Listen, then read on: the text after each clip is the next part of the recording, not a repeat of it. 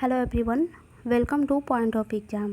Friends, आज की इस वीडियो में हम पॉलिटी से रिलेटेड कुछ इम्पॉर्टेंट क्वेश्चन आंसर डिस्कस करेंगे जो आपकी एग्ज़ाम के पॉइंट ऑफ व्यू से काफ़ी इम्पॉर्टेंट होंगे, क्योंकि पिछले बार के एयरफोर्स के लगभग सारे शिफ्टों में पॉलिटी से 1 या 2 प्रश्न पूछे गए थे, जिसमें अधिकतर या तो अनुच्छेद से पूछा गया था या राष्ट्रपति से रिलेटेड प्रश्न पूछे गए थे। सो ये वीडियो आपके एग्ज़ाम के पॉइंट ऑफ व्यू से काफ़ी इम्पॉर्टेंट हो सकते हैं। सो आपसे रिक्वेस्ट है कि आप इस वीडियो को स्टार्टिंग से लास्ट तक देखिएगा और ये ज़रूर मिलाइएगा कि कितने प्रश्नों का आंसर आपने सही दिया। तो ज़्यादा देर ना करते हुए चलिए वीडियो को स्टार्ट करते हैं। तो पहला प्रश्न है आपके लिए कि भारत का एक राष्ट्रपति होगा किस अनुच्छेद में वर्णित है। आपको बताना है कि किस अनुच्छेद में बताया गया है कि भारत का एक राष्ट्रपति होगा। 4 ऑप्शन दिए गए आपके सामने, आपको बताना है कि किस अनुच्छेद में बताया गया है कि भारत का एक राष्ट्रपति होगा। तो फ्रेंड्स, इसका right answer option number A हो जाएगा, अनुच्छेद 52। अनुच्छेद 52 में बताया गया है कि भारत का एक राष्ट्रपति होगा, तो इसका राइट आंसर क्या हो जाएगा, ऑप्शन नंबर ए। भारत का एक राष्ट्रपति होगा किस अनुच्छेद में वर्णित है, तो भारत का एक राष्ट्रपति होगा किस अनुच्छेद में वर्णित है, अनुच्छेद 52 में। यानी 1 का जिनका भी ऑप्शन नंबर ए है बिल्कुल राइट आंसर है। अगला प्रश्न है कि संघ की कार्यपालिका का प्रमुख कौन होता है। आपको बताना है कि संघ की जो कार्यपालिका होती है उसका प्रमुख कौन होता है। कार्यपालिका प्रमुख कौन होता है, प्रधानमंत्री, राष्ट्रपति, उपराष्ट्रपति या मुख्य न्यायाधीश। तो फ्रेंड्स, इसका right answer option number B हो जाएगा, राष्ट्रपति। संघ की कार्यपालिका के प्रमुख कौन होते हैं, तो कार्यपालिका के प्रमुख होते हैं हमारे राष्ट्रपति। यानी 2 का जिनका भी ऑप्शन नंबर बी है बिल्कुल राइट आंसर है। अगला प्रश्न है कि राष्ट्रपति चुनाव किस अनुच्छेद में वर्णित है। 4 ऑप्शन दिए गए हैं आपके सामने, आपको बताना है कि राष्ट्रपति चुनाव किस अनुच्छेद में वर्णित है।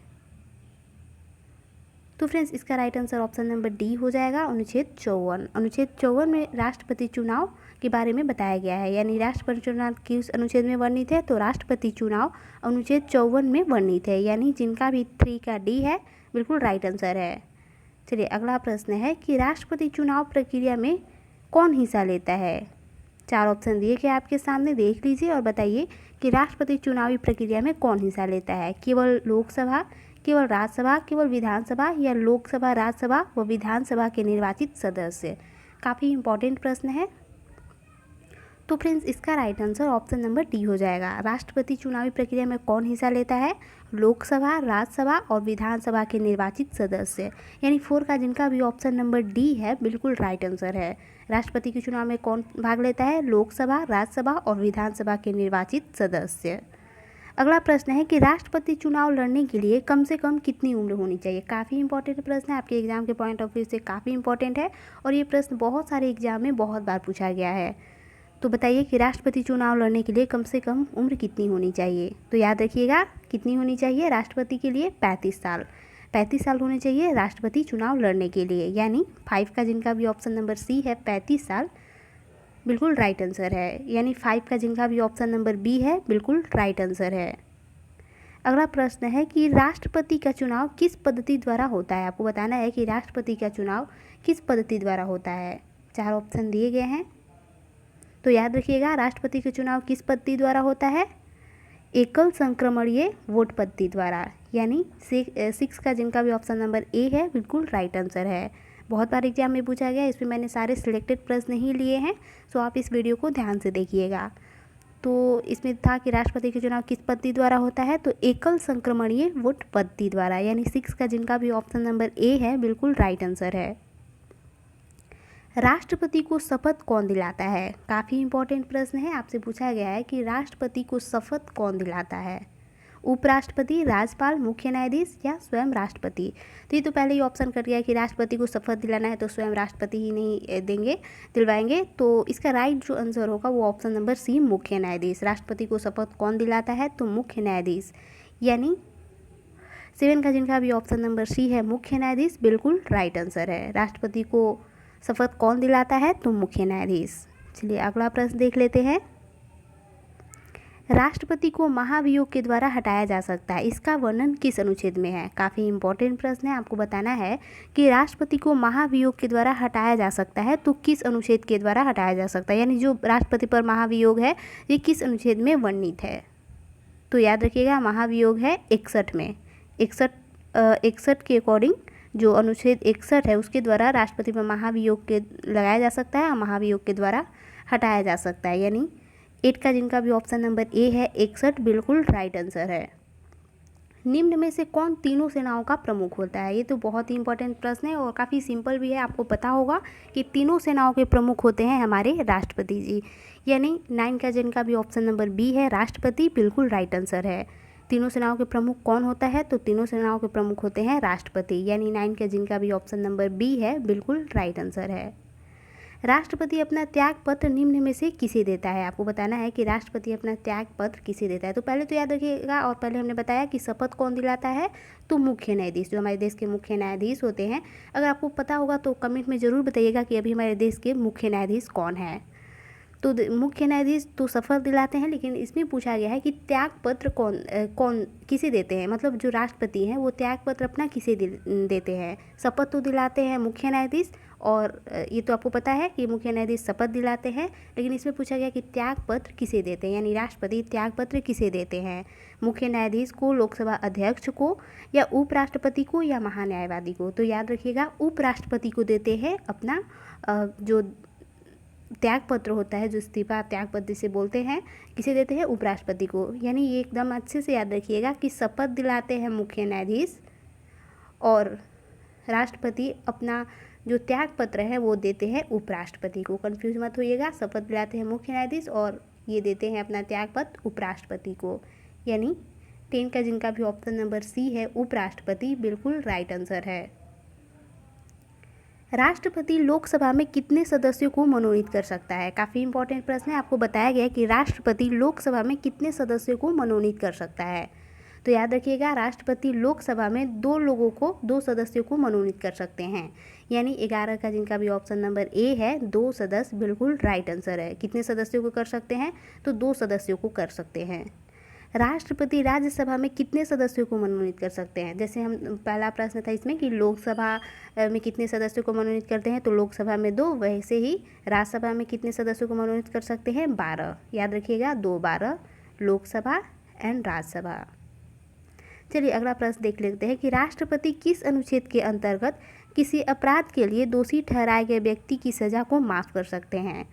जैसे मान लीजिए अगर किसी को सुप्रीम कोर्ट ने फांसी की सज़ा भी सुनाई है तो वो अपना जो ये है राष्ट्रपति के पास पेश कर सकता है और राष्ट्रपति उसकी सज़ा को माफ़ भी कर सकते हैं। ये आपको पता होगा, अगर नहीं भी पता होगा तो आप जानेंगे। तो इसमें पूछा गया है कि दोषी ठहराए गए व्यक्ति की सज़ा को माफ़ कर सकते हैं राष्ट्रपति किस अनुच्छेद के अंतर्गत? तो किस अनुच्छेद के अंतर्गत? 72 के अंतर्गत। तो 72 के अंतर्गत वो माफ़ कर सकते हैं। याद रखिएगा काफ़ी इंपॉर्टेंट प्रश्न है।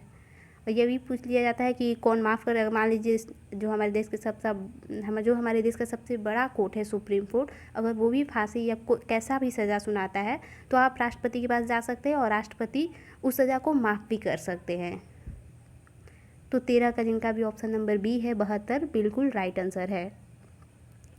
संसद द्वारा पारित कोई भी विधेयक कब कानून बनता है? आपको बताना है कि संसद द्वारा पारित कोई भी विधेयक कब कानून बन जाता है। 4 ऑप्शन दिए गए हैं, देख लीजिए और बताइए। तो इसका right answer option number B हो जाएगा, राष्ट्रपति के अनुमोदन के बाद। राष्ट्रपति के अनुमोदन के बाद संसद द्वारा पारित कोई भी विधेयक कानून बन जाता है। याद रखिएगा कोई भी विधेयक कानून कब बनता है? राष्ट्रपति के अनुमोदन के बाद। यानी 14 का जिनका भी ऑप्शन नंबर बी है बिल्कुल राइट आंसर है। राष्ट्रीय आपातकाल का वर्णन किस अनुच्छेद में? आपको बताना है कि राष्ट्रीय आपातकाल का वर्णन किस में है। तो याद रखिएगा 52 में है। राष्ट्रीय आपातकाल का 52 में।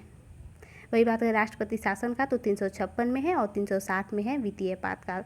352, 356 और 60 याद रखिए। 352 में है राष्ट्रीय आपातकाल, फिर है राष्ट्रपति शासन और फिर है वित्तीय आपातकाल। तो इसका right answer option number A हो जाएगा, राष्ट्रीय आपातकाल 352। वित्तीय आपातकाल किस में है वर्णन? तो 360 में अभी हमने कहा। वित्तीय आपातकाल 360, 352 याद रखिएगा, हमेशा बहुत काम आएगा और कन्फ्यूजन भी नहीं होगी। ये इसमें था बीच वाला आप याद रखिएगा अगर, तो इसमें राष्ट्रपति शासन, इसमें वित्तीय और इसमें राष्ट्रीय आपातकाल। राष्ट्र में राष्ट्रपति शासन का वर्णन किस अनुच्छेद में है? तो फ्रेंड्स किस अनुच्छेद में है? 356 में। राज्य में राष्ट्रपति शासन का तो अभी हमने बताया है 356 में। राष्ट्रपति शासन का है। देश में राष्ट्रीय आपातकाल कितनी बार लगा है, काफ़ी इंपॉर्टेंट प्रश्न है, तो इसका right answer option number A हो जाएगा 3। देश में राष्ट्रीय आपातकाल अभी तक 3 बार लगा है। काफ़ी इंपॉर्टेंट प्रश्न है, याद रखिएगा कि देश में राष्ट्रीय आपातकाल अभी तक 3 बार लगा है। वही बात करें कि वित्तीय आपातकाल कितनी बार लगा है, तो याद रखिएगा वित्तीय आपात अभी तक नहीं लगा है, यानी 0।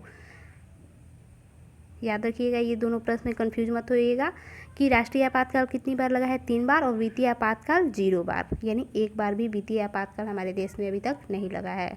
अगला है कि निम्न में से कौन 2 बार राष्ट्रपति रहे। 4 ऑप्शन दिए गए हैं आपके सामने, ज्ञानी जैल सिंह, प्रणब मुखर्जी, एपीजे अब्दुल कलाम या डॉक्टर राजेंद्र प्रसाद। तो डॉक्टर राजेंद्र प्रसाद रहे हैं 2 बार। भारत की पहली महिला राष्ट्रपति, काफ़ी इंपॉर्टेंट प्रश्न है, आपको पता होगा कि भारत की पहली महिला राष्ट्रपति कौन थी, तो कौन थी, प्रतिभा पाटिल। प्रतिभा पाटिल थी भारत की पहली महिला राष्ट्रपति। अगला प्रश्न है कि निम्न में से कौन राष्ट्रपति के रूप में निर्विरोध चुने गए थे। काफ़ी इंपॉर्टेंट प्रश्न है, एग्जाम में बहुत बार पूछा गया है कि निर्विरोध कौन चुने गए थे, तो याद रखिएगा नीलम संजीव रेड्डी। नीलम संजीव रेड्डी निर्विरोध चुने गए थे। चलिए अगला प्रश्न है कि राष्ट्रपति का वेतन कितना है। 4 ऑप्शन दिए गए हैं आपके सामने, आपको बताना है कि राष्ट्रपति का वेतन कितना है। तो याद रखिएगा राष्ट्रपति का वेतन है 5 लाख, यानी ऑप्शन ए राइट आंसर हो जाएगा। तो फ्रेंड्स, ये थी हमारी आज की वीडियो। अगर आपको वीडियो पसंद आई हो तो लाइक कीजिएगा, और वीडियो से संबंधित कोई भी सुझाव हो तो कमेंट करके बता सकते हैं।